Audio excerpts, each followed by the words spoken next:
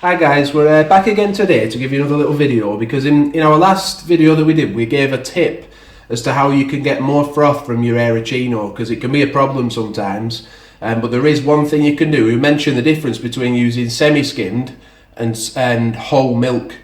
So I just thought I'd demonstrate today. I'll just set it off now because I've put semi-skimmed milk in here, I've pre-filled it.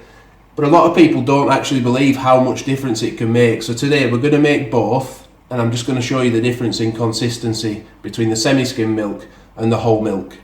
So we'll fast forward a bit now when this is finished, because obviously it takes a while, and I'll show you how the semi-skimmed milk pours out after it's been mixed up in the Aeroccino. Okay, so the Aeroccino has finished mixing up the semi-skimmed milk, so I'll just pour it out now and you can see the consistency that it comes out. You see, it's quite milky really.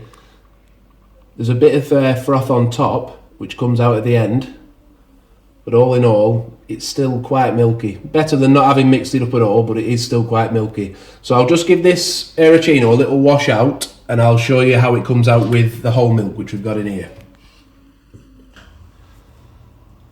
Okay, so we've washed out the Aeroccino, so I'm now just going to add in the whole milk up to roughly the top of the little mechanism inside of it.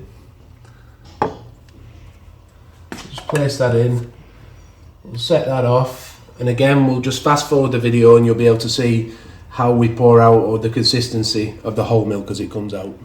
Okay, so I've just made a coffee because it's coffee time for me, but I'll show you here how well the whole milk comes out in comparison to the semi-skilled. Look how creamy that is, and how foamy. And it just makes a beautiful cappuccino. So I hope that that little tip will help you to make a more frothy coffee using your Nespresso machine.